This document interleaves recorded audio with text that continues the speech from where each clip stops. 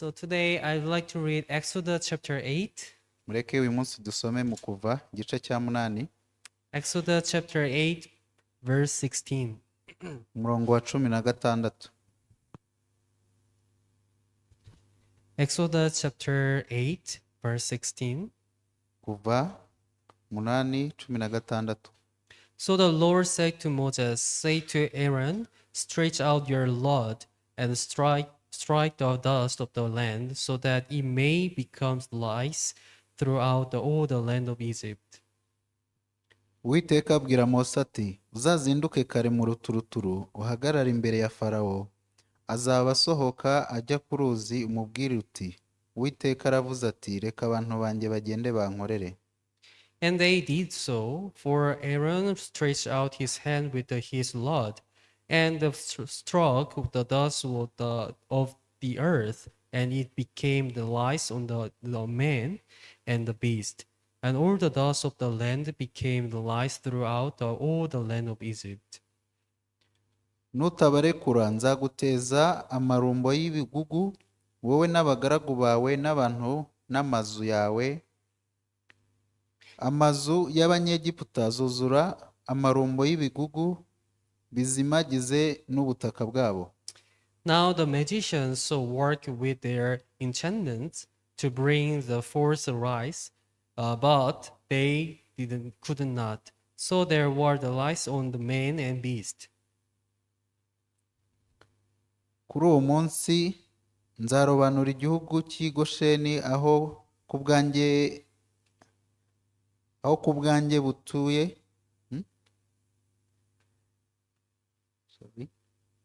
Kuri uwo munsi nzarobanura igihugu cy'i Gosheni aho ubwoko bwanjye butuye amarumbo y'ibigugu ye kubayo kugira ngo umenye yuko ndi Uwiteka uri hagati y'isi. Then the magicians said to Pharaoh, this is the finger of God. But Pharaoh's heart grew the heart, and he did not heed them, just as the Lord had said.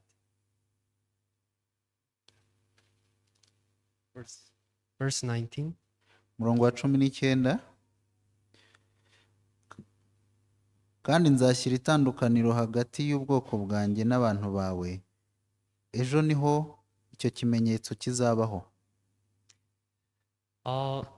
Today the topic of the sermon is the finger of God. Insanganyamatsiko y'uyu munsi iravuga urutoki rw'Imana. You know, for us, actually, we are weak and we have many shortcomings. Murabizi ubundi twebwe turi abanyantege nke tuba dufite n'ibintu byinshi tubura. When you read the book of Genesis, you can see how God made man. Iyo urebye wenda nko mu itangiriro ugenda ubona ukuntu Imana yaremye umuntu. Do you know what did God use for the making the man? Muzi ikintu Imana yakoresheje kugira ngo ireme umuntu? Did he use the diamond? Yaba yarakoresheje diyama? Did he use the gold? Yakoresheje zahabu se? Or did he use the stone? Ese yaba yarakoresheje n'amabuye? No, he used the dust. Yakoresheje umukungugu. And he through this dust, he made the shape of the likeness of God, and then he put the nostril inside. Noneho muri uyu mukungugu irema igifite ishusho nk'iy'Imana, noneho inahumekera umwuka muri cyo. And then even though God made the man with the dust, but God so loved the people. Nubwo rero Imana yaremye umuntu mu mukungugu ariko yaramukunze cyane. Actually, God didn't make the man only. Ubundi nta nubwo Imana yaremye umuntu gusa. Before he created the man, he created the angels. Ahubwo mbere yuko irema umuntu yaremye n'abamarayika. Then what is the difference with the angels and the man? Ariko se hari irihe tandukaniro hagati y'abamarayika n'umuntu? You know, angels, they made with the treasures. Ubundi rwose abamarayika bibera mu bintu by'agaciro byo mu ijuru. And then they're perfect. Kandi baratunganye. They don't have any shortcomings. Ntago bafite intege nke runaka. But when you see the man, ariko urebye umuntu, they are weak. ni umunyantege nke. And then they're not perfect. nta nubwo rwose yatunganye mu migenzereze ye. Actually, they made with the dirty things. That is the dust.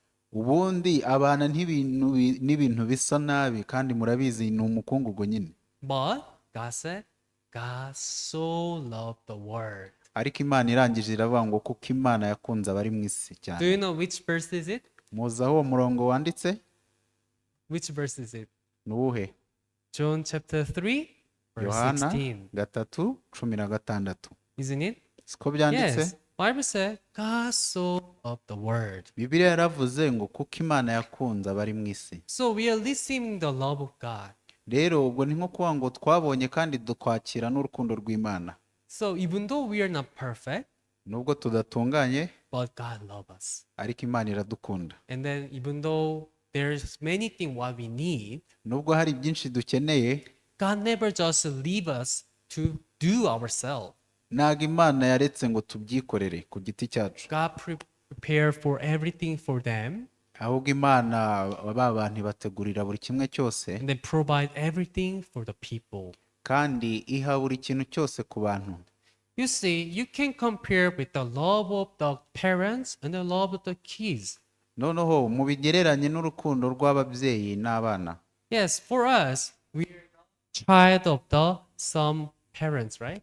Yego, Such parents. kuko natwe turi abana b'ababyeyi nk'abo ngabo. Yes. We born through our parents. tuvuka binyuze mu babyeyi bacu. Everyone they have of their the parents who grow us and then who feed us. buri wese agira abo babyeyi bamurera rwose bakanamugaburira. Do you have love for your parents? none waba ufite urukundo bakunda? Do you love your mother and father? ukunda papa wawe na mama wawe? Yes, we love them, right? turabakunda kuko nibyo. But you know that this love of yours and the love of your parents, when you compare two of them, ariko urabizi urukundo rwawe n'urukundo rw'ababyeyi bawe iyo urugereranyije, which love is bigger? ese ubona hagati y'izo nkunda ebyiri n'uruhe rugari? Is your love is bigger than the love of parents? ese urukundo rwawe ni rwo ruruta urw'ababyeyi?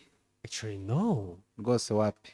The love of parents is bigger than your love, actually. ahubwo urukundo rw'ababyeyi ni rwo rugari kuruta urwawe. Of course, we can say, I love my parents, my father, my mother. yego koko wavuga ngo nkunda papa nkunda mama, But when you compare with the love of the parents, their love is more bigger than that.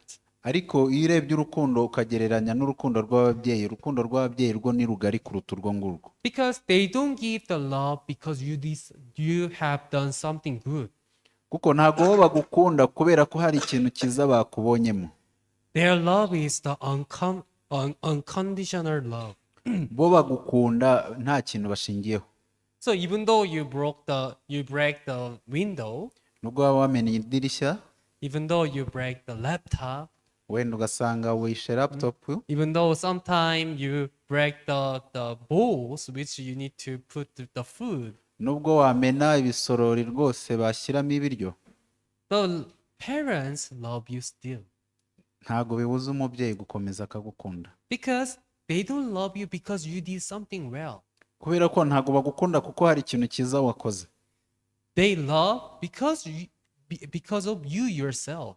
bagukunda kuko nyine ari wowe ubwawe. Though you have a bad marks in No. your school. nubwo waba ufite amanota mabi mu ishuri, Yeah, sometimes they rebuke you. yego kuko hari igihe bazagucyaha Why bagutonganya. didn't you study well? kuki utize neza? But it doesn't mean that they hate you. ariko ntabwo biba bivuze ngo bakwanze. Because they love you, that's why they have a worry about you, and then they want to give everything for them. kubera ko baba bagukunda niyo mpamvu ahubwo baguhangayikira bakumva buri kintu cyose bakiguha. Without the love of the parents, rero dukunda urukundo rw'ababyeyi. actually we couldn't survive. tudafite urukundo rw'ababyeyi ubundi nta nubwo twarama. You can think about the babies. mutekereze impinja. The babies, they cannot do anything, isn't it? nta kintu na kimwe yakora, sibyo? They cannot eat themselves. ntabwo bo ubwabo yabasha kwigaburira. They cannot go toilet themselves. ntiyajya no kuri tuwarete we ubwe, They cannot sleep themselves. ntiyaryama ku giti cye, They cannot go outside themselves. ntiyajya hanze ku bwe. Always the parents need to watching them where they're going, what they need, what they want to eat. Biba bisaba buri gihe ababyeyi bahore babareberera, bavuga agiye hehe, akeneye kurya, akeneye gukora iki n'iki. Without the care of even one day, the baby can be die even. Reka tuvuge ko binashoboka ko haramutse habuze kwitabwaho ku munsi n'umwe, urwo ruhinja rushobora no gupfa. Isn't it? Siko bigenda. So always, that's why the parents always focusing on their kids. Niyo mpamvu ababyeyi baba bahora bahanze amaso abana babo. They don't care their hunger, Ntago bita ku kuba bo bashonje, but they care their hunger of their kids. ariko bo babanza kureba inzara y'abana babo, And then they prepare the food for them. noneho bakabategurira ibiryo. Likewise, that is the heart of God. Uko rero ni nako umutima w'Imana umeze. We receive this heart from God. Twakiriye umutima uturutse ku Mana. Heart of the parents is the same of the heart of God. Umutima w'ababyeyi ni nk'umutima w'Imana. We are like kids of God. Natwe rero turi nk'abana b'Imana. That's why even though we have so many shortcomings, lackness, but in front of God, that is not the problem. Nubwo rero natwe dufite byinshi tubura, ariko imbere y'Imana ntago ari ikibazo. Because I am your father. Kubera ko ibivuga ngo ndi data wawe. Because of that, I have responsibility for you. Binavuze ngo mfite n'inshingano zawe. So wherever you go, I need to carry you. Aho ugiye rero hose mba mfite kukuheka. Whatever you need, I need to prepare for you. Icyo ukeneye njye mba mfite kukigutegurira. But for us, ariko se twebwe, we don't entrust in God. Ntago twizerera mu Mana. But first we try. Ahubwo turabanza tukagerageza. I can do myself. Ati nabikora ku giti cyanjye. I'm not baby.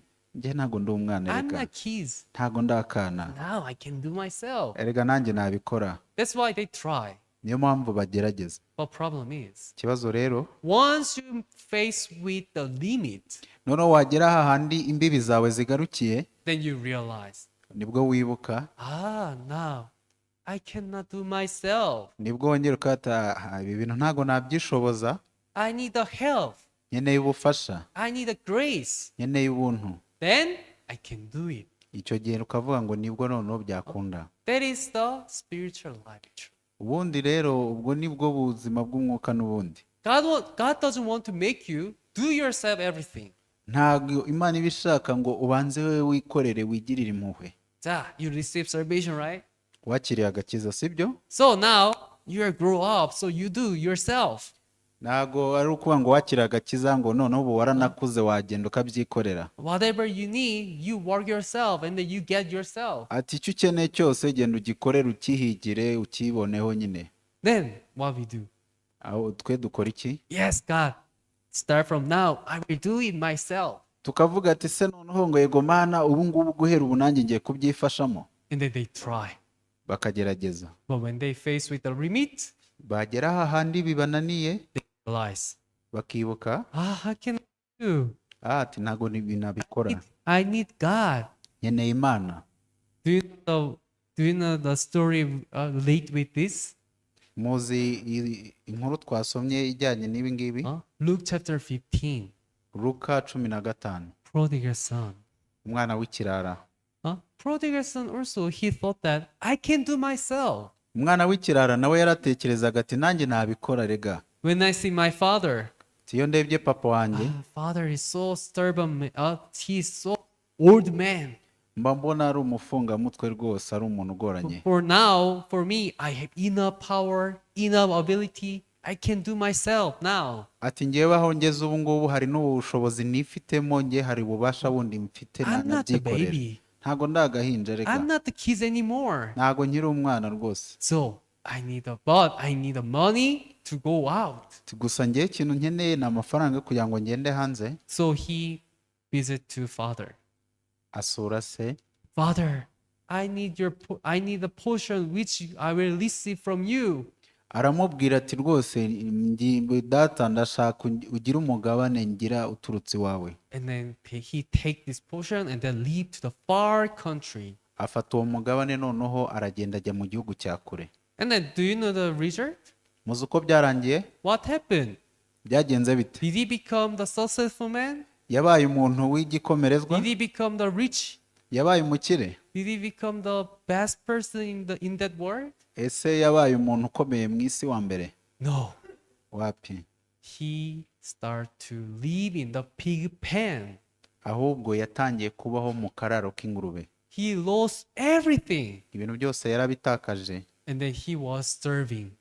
Noneho agera ahantu yicwa n'inzara. He was dying with the hunger. Inzara yari imurembeje. And then he remembered. Nibwo yibutse. In my father's house. Mu nzu ya data. Everything is there. Ibintu byose biriyo. Even the servant, they never worry for the food. Ati baze ko n'abagaragu baho nta n'ikibazo bajya bagira cy'ibiryo. But what about me? Ariko ngewe ubu hano ndi. Now I'm dying with hunger. Ahubwo ndenda kwicwa n'inzara. So what do I need to do? Nkeneye gukora iki rero? Do I need to just die? Ese koko ngume hano mfe? Do I need to just die in the pig pen? Ngewe ngume mu kararo k'ingurube mfiremo? No. Teoya. Now is the time to go back to the house of the father's house. Ahubwo iki nicyo gihe cyo kugira ngo nsubire mu nzu yo kwa data. And then when he met with the father again, kagihura na se nanone, he restored everything. Ibintu byose yarabigaruriwe n'ubundi.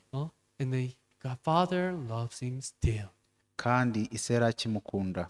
You know, in the spiritual life, there is something what we misunderstanding. Ubundi rero no mu buryo bw'umwuka hari ibintu tutajya twumva neza tukabyitiranya. We thought that once we receive the grace, then we need to pay back to God.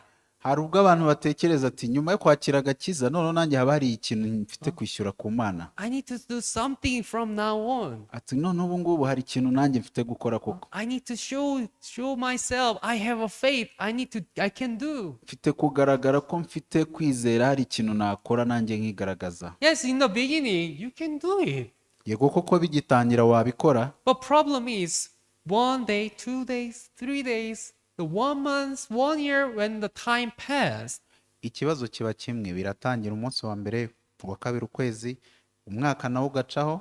The willingness is reducing little by little. Noneho bwa bushake bwawe bukagenda bugabanuka gake gake. And then you can find yourself. Ugatangira kwibona. You're living in the flesh. Ukabona watangiye kwiberaho mu buryo Then bw'umubiri. we thought that. Nibwo wibuka. Now, even though I thought that I have a faith, but what I'm doing. Ukavuga ati ariko siko natekerezaga ko ndi umuntu ufite kwizera, ubu ibindimo ni ibiki? In the beginning, I had a faith. Ariko bigitangira numvaga mfite kwizera. I thought that I can do everything. Numvaga nakora buri kimwe. But what about now? None ubu bimeze bite? I'm not reading Bible. Ati sinyisoma Bibiliya. I don't pray to God. Nta nubwo nsenga. I don't go to church. Sinyijya kusenga ku itorero. Now I'm saying with just the people who is outside. Ahubwo dore ibintu nibereyemo ndi kugumana n'abantu bo hanze baraho. Then what you need to do? Nyuma ugakora iki rero? Will you just stop to believe in God? Ese uzahita uhagarara kwizerera mu Mana? Will you just give up? Uzabivamo burundu? No. Oya. If you realize that I cannot do it, numara kumenya ngo nge ntago nabikora, then you should start to looking for the helper for you. Ujye uhita ushaka umuntu wagufasha. Who can help me? None ninde wamfasha? Is my father? Ni data wanjye? Is my mother? Ni mama? Is it my friends? Ni inshuti? No. Wapi? God is your helper. Ahubwo Imana niyo mufasha wawe. And God is the one who can help you. Imana niyo yagufasha. Today I read the Exodus chapter 8. Uyu munsi rero twari twasomye mu kuva Here igice is cya a 8. story. The Moses and Aaron, they visit to Pharaoh. Yari inkuru ya Mose na Aroni basura Farawo. And then they tell to him that please allow us to go out from the Egypt.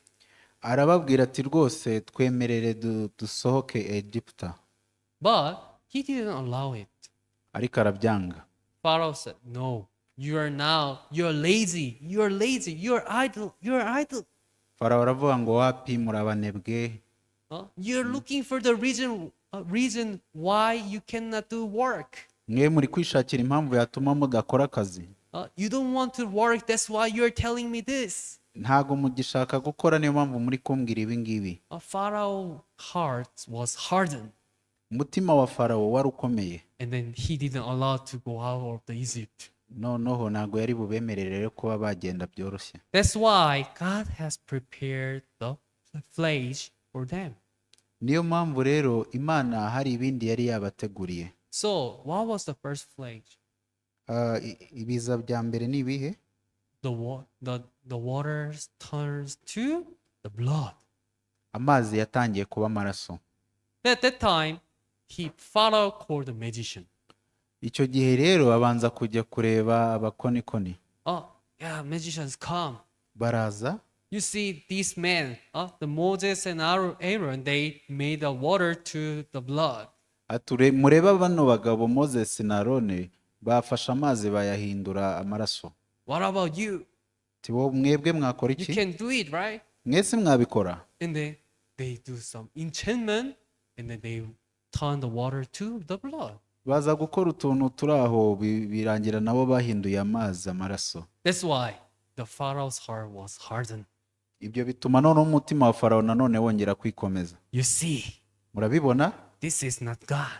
ati ntabwo ibi byari imana rwose They're doing the magic. ibi bakoraga ibintu biri aho by'ubumaji The second time, bwa kabiri then the Moses and Aaron, they asked to Pharaoh, we want to go out of the Egypt. Mose na Aroni barongera babwira farawo ati turashaka gusohoka muri Egiputa Still, the Pharaoh didn't allow it. farawo nanone arabahakanira That's why God told to Moses, niyo mpamvu noneho imana yongeye yigisha Mose now I allow the second plague. ati ngiye guteza ikindi kiza cya kabiri What was the second? cyari kihe Frog. ibikeri A lot of frogs come out from the rivers. ibikeri byinshi bituruka mu mazi And then they fill all the land of Egypt. noneho byuzura ku butaka bwose bwa Egiputa That time, the Pharaoh called the magician again. arongera ahamagara ba bapfumu be cyangwa se abakonikoni You see, these people, Moses and Aaron, they brought the frogs. ati mwabonye ba bagabo Mose na Aroni bazanye ibikeri What about you? ati mwebwe se Then they do enchantment again. barongera bakora ubumaji And then also they could brought the frog.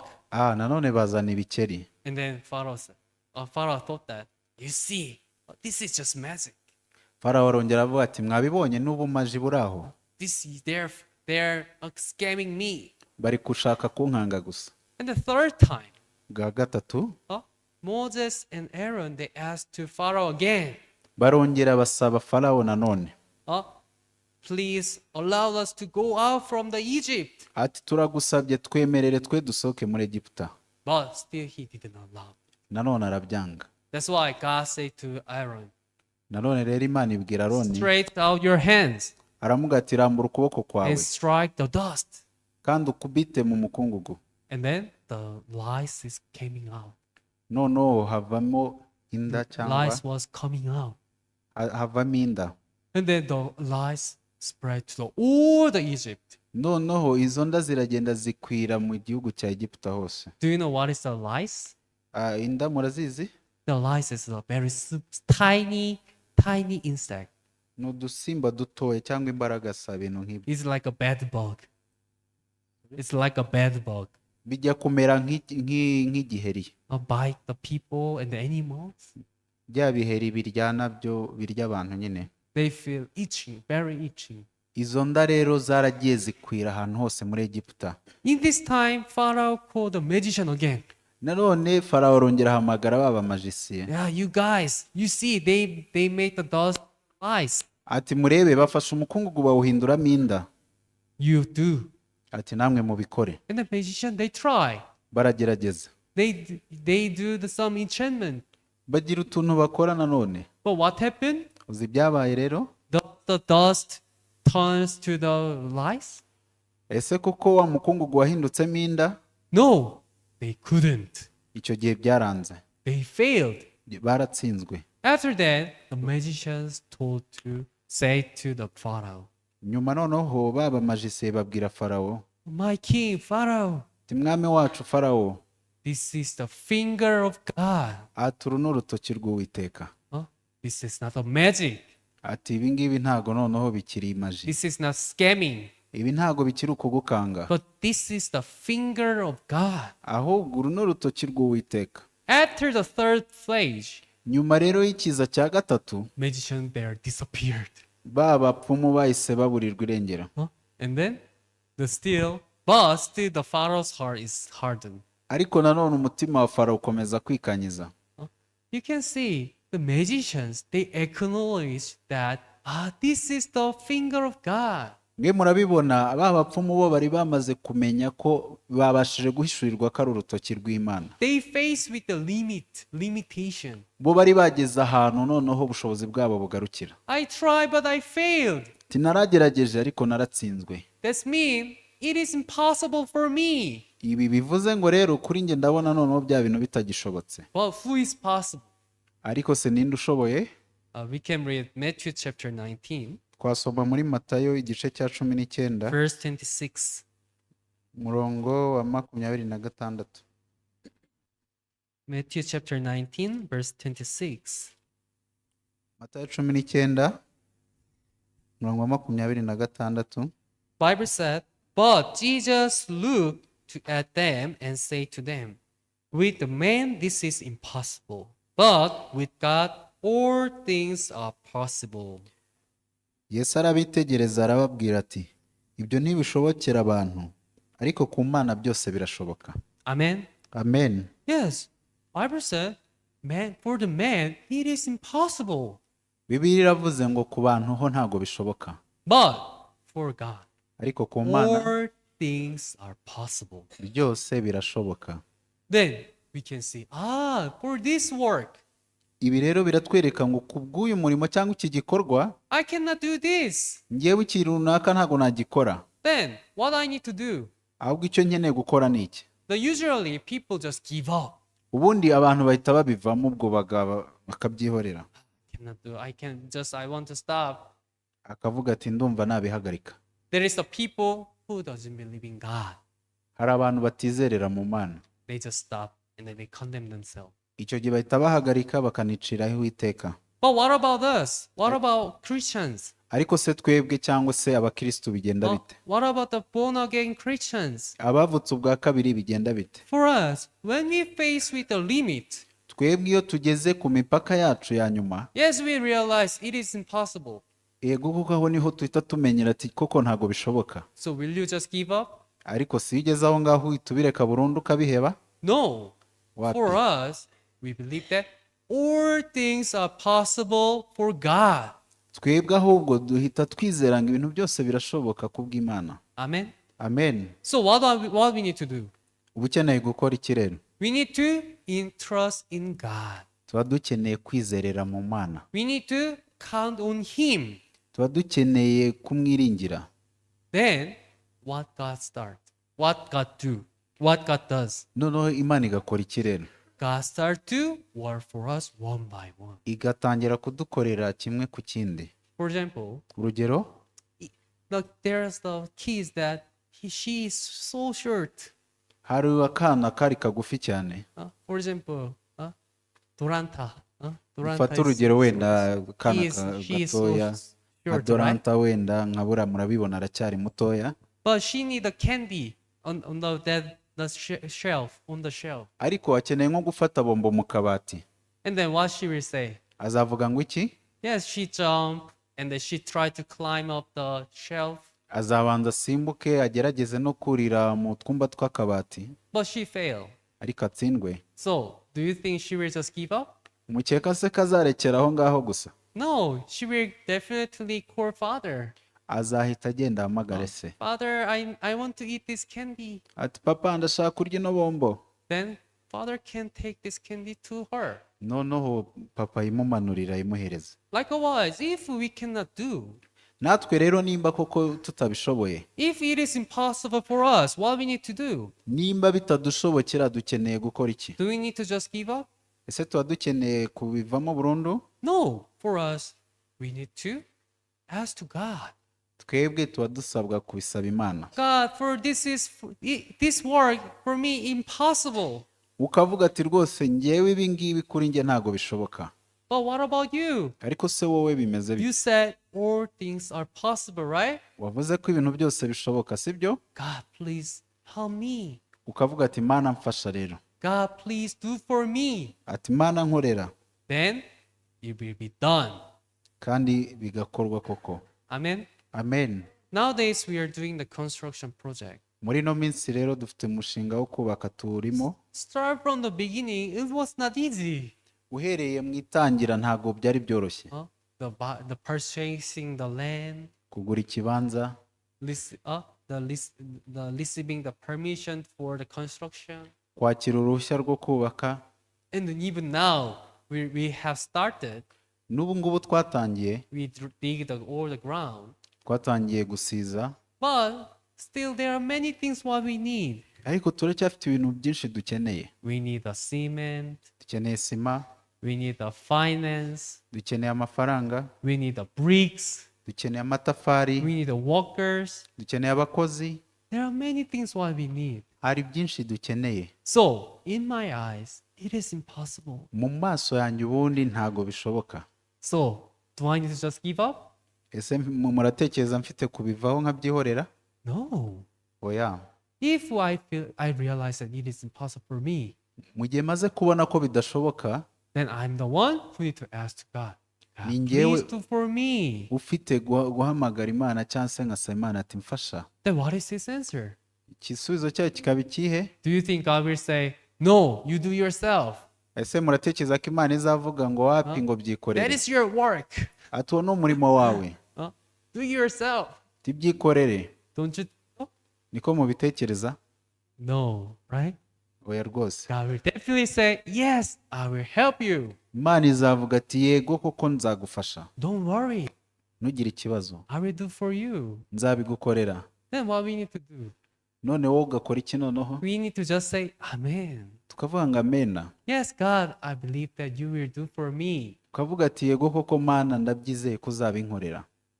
Through this project, I believe that we will learn this faith continuously. Binyuze muri uyu mushinga rero nizera ko tuziguka ukwizera mu buryo bukomeza. Sometimes we just complain. Hari ubwo twitotomba, Why I have a trouble in my life? kavuga se kuki mfite ibigeragezo byinshi Why mu I buzima have bwanjye? difficulties in my life even though I believe in God? Kuki mfite ibintu binkomereye byinshi mu buzima bwanjye kandi nizera Imana? If I believe in God, then it shouldn't have any problem in my life. Nimba kuko nizerera mu Mana nta kibazo nakagize mu buzima bwanjye. No, that is Oya not. rwose. Even though there is a trouble, problem, the difficulty in your life, Nubwo hari ibigeragezo, ibibazo bikomeye mu buzima bwawe, but if God with you, nimba Imana iri kumwe nawe, then there is nothing. ubwo rero ibyo ntacyo bivuze. And then God wants to train us. Ahubwo Imana ibigira ngo idutoze, God wants to teach us. Imana irashaka kutwigisha. You should learn how to ask me. Ati ahubwo wowe ufite kwiga uburyo bwo kunsaba. Then if we know this once, Turamutse tumenye ibyo ngibyo niyo byaba rimwe gusa. we don't just try this one or two times. Ntabwo twakagerageje ibi ngibi wenda rimwe kabiri gusa, In our life, we will do continuously. ahubwo mu buzima bwacu tuzabikora iteka ryose. Whatever you face, whatever you face with such problems, Mu gihe uhuye n'icyo kibazo, then you will say, "This is impossible for me." ukajya uvuga ngo iki ngiki ni ikidashoboka kuri njyewe, But God is possible. ariko ku Mana kirashoboka. Then what we need, Dukeneye iki rero? we need to believe it. Dukeneye kubyizera. Then we will testify.